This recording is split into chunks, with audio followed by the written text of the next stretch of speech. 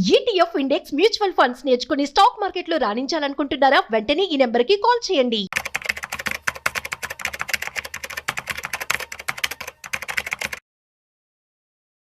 డబ్బులు దాచుకుంటే ఎక్కువ రిటర్న్స్ వస్తాయని మనందరికీ తెలుసు.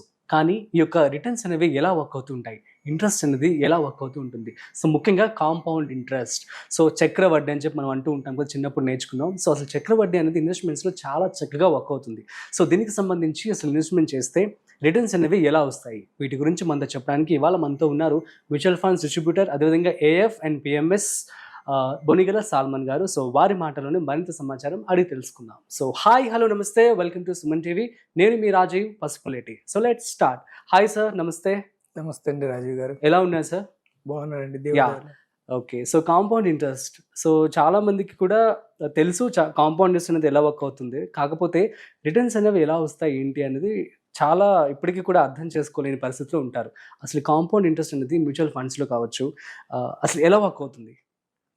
రాజు గారు, ఇప్పుడు చూడండి, ఫస్ట్ మనం కాంపౌండింగ్ మీద చేద్దాం. కాంపౌండింగ్ మీద అయితే కాంపౌండింగ్ ఏంటంటే, కాంపౌండింగ్ అనేది 8th wonder of the world Albert Einstein గారు అన్నారు.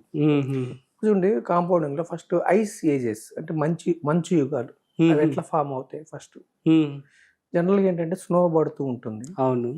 అయితే ఆ స్నో పడుతున్నప్పుడు వింటర్లో స్నో పడుతున్నప్పుడు అవి మొత్తం కరిగించడానికి మనకి సమ్మర్లో అంత కరిగించేంత వేడి ఉత్పత్తి కానప్పుడు ఏమైందంటే కొంచెం కొంచెం మిగిలిపోతూ ఉంటుంది.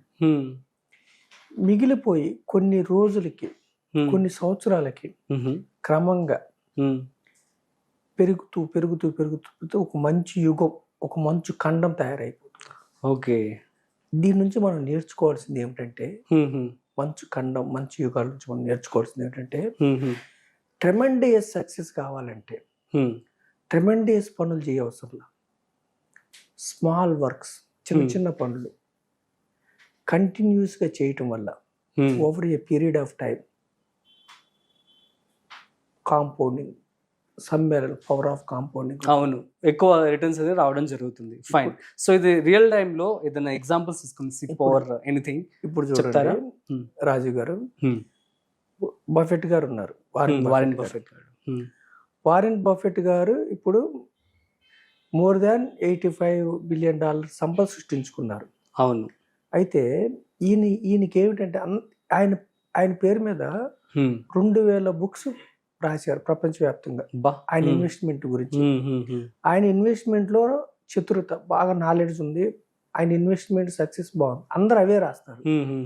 కానీ అందరూ ఎక్కువ మంది మిస్ అయ్యేది ఏమిటంటే టైం. సంపద సృష్టించుకోవడానికి ఇచ్చిన టైం, అది ఎక్కువ మంది స్ట్రెస్ చేయరు. ఓకే.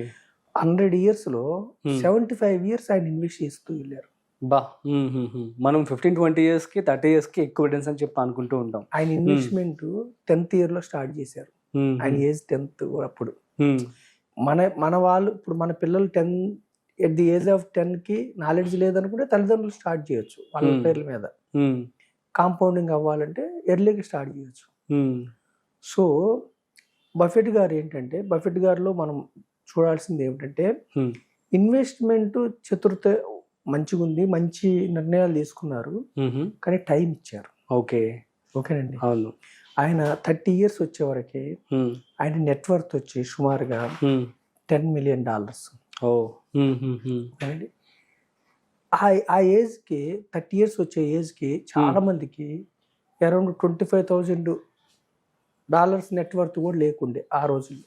ఓకే. $10 million. అయితే 60కి వచ్చే వరకు ఆయన మోర్ దాన్ $50 billion వెళ్ళిపోయారు.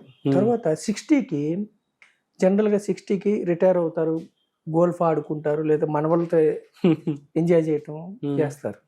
ఆయన 60 నుంచి అరౌండ్ 85 వరకు కూడా ఉంది ఆయన ఏజ్. ఇంకా ఇన్వెస్ట్ చేస్తూ ఉన్నారు. ఓకే. సో సంపద సృష్టించుకున్న $15,000 కోట్ల పైన సంపద సృష్టించుకున్నారు. ఓకే. ఇక్కడ బఫెట్ గారి నుంచి మనం నేర్చుకోవాల్సింది ఏంటంటే టైం ఇవ్వాలి. ఓకే. ఓకేనండి. ఓకే. తర్వాత ఇక్కడ మరి బఫెట్ గారు ఇన్వెస్ట్మెంట్స్ లో మిక్కిలి సక్సెస్ అయ్యారంటే ఆయన జనరేట్ చేసింది 22% CAGR. CAGR అంటే రిటర్న్స్ మీద రిటర్న్. అంటే ఈక్విటీస్లో ఏమిటంటే బాండ్స్, బ్యాంకులు, ఎఫ్డీలు వీటిలోనే ఏమంటారంటేనే ఇంట్రెస్ట్ అంటారు. అవును. ఇంట్రెస్ట్ మీద ఇంట్రెస్ట్, అది కాంపౌండ్ సిఏజిఆర్. ఇక్కడ రిటర్న్ మనకి లెక్కించడం ఈక్విటీస్లో కానీ మ్యూచువల్ ఫండ్స్లో కానీ లెక్కించడం ఈక్విటీస్ కాంపౌండ్ రిటర్న్స్, అంటే రిటర్న్స్ మీద రిటర్న్స్ అన్నట్టుగా లెక్కిస్తారు. 15% సిఏజిఆర్ అంటే ప్రతి సంవత్సరం 15% వచ్చి దాని మీద మళ్ళీ 15% అన్నట్లుగా లెక్కిస్తారు. అవును. అయితే బఫెట్ గారు జనరేట్ చేసింది 22% సిఏజిఆర్. ఓకేనండి. అయితే ఇక్కడ మనం చెప్పుకోవాల్సింది ఏంటంటే అరౌండ్ 1988లో ఆయనకి సమకాలీకంగా జిమ్ సైమన్ అని ఒక ఆయన ఉన్నారు అమెరికాలో. ఆయన హెడ్జ్ ఫండ్కి హెడ్. ఆయన సంవత్సరం 66% రిటర్న్స్ జనరేట్ చేశారు. 66%. అయితే ఆయన నెట్వర్క్ ఈ రోజుకి $21 బిలియన్. బిలియన్ అంటే మిలియన్కి 1000 టైమ్స్. అయితే కానీ బఫెట్ గారి నెట్వర్క్ ఎక్కువ. ఓకే. కానీ తను ఆయన 66% జనరేట్ చేశారు, కానీ దీర్ఘకాలం ఆయన కంటిన్యూ చేయలేదు ఇన్వెస్ట్మెంట్.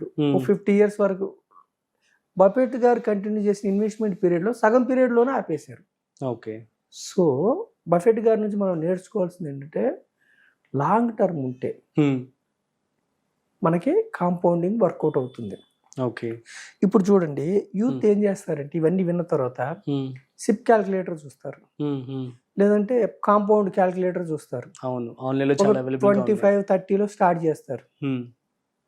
స్టార్ట్ చేసిన తర్వాత ఏం చేస్తారంటే కొంత మీకు కాంపౌండింగ్ వెంటనే అర్థం కాదు. కాంపౌండింగ్ ఏంటంటే విరుద్ధమైన ఆలోచనలు రేకెత్తిస్తుంది, వెంటనే అర్థం కాదు, కొన్ని రోజులకి ఆపేస్తారు. అట్లా కాదు, కాంపౌండింగ్ అర్థం చేసుకోవాలంటే ఇప్పుడు నేను చెప్తున్నా చూడండి, 8+8+8+8 9 times 8ని యాడ్ చేయండి, ఎంత అవుతుంది? 72. అంటే లీనియర్, మన బుర్రకి అర్థం అవుతుంది. 8 into 8 into 8 into 8 into 9 times multiply చేయండి, ఇట్ విల్ బి డిఫికల్ట్. మన బుర్ర తిరిగిపోతుంది. అంటే పవర్ ఆఫ్ కాంపౌండింగ్ యాడింగ్ కాదు, మల్టిప్లికేషన్. అంటే 8+8 9 times యాడ్ చేస్తే 72, 8ని 9 times మల్టిప్లై చేస్తే 1,34,00,000. 1,34,00,000 అండి. అవును, 8 to the power 9. అది కాంపౌండింగ్ అన్నమాట. ఇక్కడ చూడండి, మనకి బుక్స్ కూడా ఎకనామిక్ సైకిల్స్ మీద బుక్స్ ఉంటాయి, ట్రేడింగ్ స్ట్రాటజీ మీద బుక్స్ ఉంటాయి, లేదంటే ఏ సెక్టార్లో మీరు కొనాలి, ఏ సెక్టార్లో అమ్మాలి, వీటి మీద బుక్స్ ఉంటాయి. కానీ ఇన్వెస్టింగ్లో మనం చేయాల్సింది ఏమిటంటే ఇన్వెస్ట్ చేసిన తర్వాత చక్కని ఇన్వెస్ట్మెంట్ చేయాలి, కీప్ క్వైట్, వెయిట్ చేయాలి. వెయిట్ చేస్తే మీకు మిరాకిల్స్ కనపడతాయి. ఇప్పుడు చూడండి, నేనేం చెప్తున్నానంటే అండి, గుడ్ ఇన్వెస్ట్మెంట్ అంటే హైయెస్ట్ రిటర్న్స్ కొంతకాలం తీసుకోవటం కాదు, కన్సిస్టెంట్ తక్కువ రిటర్న్స్ అయినా కానీ దీర్ఘకాలం ఉండాలి. ఓకే. అప్పుడు మీకు ఇప్పుడు మనం చూసాం కదా, ఎన్ని ఒడిదుడుకులు వచ్చినా దేశంలో 100 points సెన్సెక్స్ 80,000, 16% కంఫర్టబుల్గా పవర్ ఆఫ్ కాంపౌండింగ్ 16% జనరేట్ చేసింది. 1,00,000 వచ్చి 8 కోట్లు, 10 లక్షలు వచ్చి 80 కోట్లు. మనం లాస్ట్ ఎపిసోడ్ చేసాం. అంటే 12 లక్షలు 46 ఏళ్లలో 100 కోట్లు. ఏం చేయకుండా కీప్ క్వైట్గా కూర్చున్న వాళ్ళకి వచ్చినాయి. ఎకానమీలో డబ్బులు పెట్టి, మన దేశ ఎకానమీలో డబ్బులు పెట్టి కీప్ క్వైట్గా వెయిట్ చేసిన వాళ్ళకి పవర్ ఆఫ్ కాంపౌండింగ్ వల్ల డబ్బు మల్టిప్లై అవుతుంది. ఓకే. సో మనం ఇక్కడ ఏం చెప్తున్నామంటే పవర్ ఆఫ్ కాంపౌండింగ్ వర్కౌట్ కావాలంటే ఎందులోనైనా కానీ, గుడ్ హ్యాబిట్స్ అయినా బ్యాడ్ హ్యాబిట్స్ అయినా కన్సిస్టెంట్గా, బ్యాడ్ హ్యాబిట్స్ మనం లాస్ట్ టైం చూసుకున్నాం. అవును.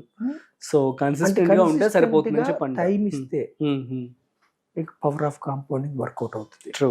మనం ఏం చెప్తున్నామంటే ఈ క్రమంలో మన ఎపిసోడ్ ద్వారా ప్రజలకు ఏం చెప్తున్నామంటే పెన్నీ స్టాక్స్ కొని పవర్ ఆఫ్ కాంపౌండింగ్ అయి మల్టిప్లై డబ్బు అవుతుందని కాదు, పెన్నీ స్టాక్స్ జోలికి వెళ్ళొద్దు, ఈక్విటీకి వెళ్ళమంటారు. నెక్స్ట్ ఎపిసోడ్లో మనం ఇన్వెస్ట్మెంట్ తీసుకునేటప్పుడు స్టాక్స్లో కానీ ఏ విధంగా మనం చూజ్ చేసుకోవాలో చెప్తాం. పెన్నీ స్టాక్స్ కొని పవర్ ఆఫ్ కాంపౌండింగ్ వద్దని వెయిట్ చేస్తే డబ్బు రాదు. ఓకే, 100% చెప్తున్నాను. అలాగే ట్రేడింగ్, ఫ్యూచర్ అండ్ ఆప్షన్స్ ఇక్కడ చెప్పాం కదా, హై రిటర్న్స్ వచ్చే దగ్గర కొంతకాలమే వస్తుంది. కొన్ని బెట్సే మీకు సక్సెస్ అవుతాయి, లాంగ్ టర్మ్ సస్టైన్ కాదు. తక్కువ రిటర్న్ అయినా కన్సిస్టెంట్గా ఉండాలి. అవును. సో ఈ విధంగా డబ్బు సంపాదించుకోమని మీ ద్వారా ప్రజలకు నేను చెప్తున్నారు. కాంపౌండింగ్ ద్వారా డబ్బు సంపాదించుకోమని, యా వెయిట్ చేసి డబ్బు సంపాదించుకోమని ప్రజలకు నేను తెలియజెప్తున్నాను. Ya super sir, thank you so much. So guys అర్థమైంది కదా కాంపౌండింగ్ వల్ల వచ్చేటువంటి బెనిఫిట్స్ ఏంటో. సో ఇంత తక్కువ ఇన్వెస్ట్మెంట్ చేసినా మీరు కనుక లాంగ్ టర్మ్ పేషెన్స్తో కనుక వెయిట్ చేస్తుంటైతే you can see the big corpus అనమాట ఎట్ ది ఎండ్. సో ఇదే మీకు సార్ కూడా చెప్పడం జరిగింది. That's it. మరొక ఇంట్రెస్టింగ్ కాంటెంట్తో మళ్ళీ కలుద్దాం. అంతవరకు చూస్తూనే ఉండండి Suman TV. This is Rajeev signing off. Video నచ్చినట్లయితే లైక్, షేర్ అండ్ సబ్స్క్రైబ్.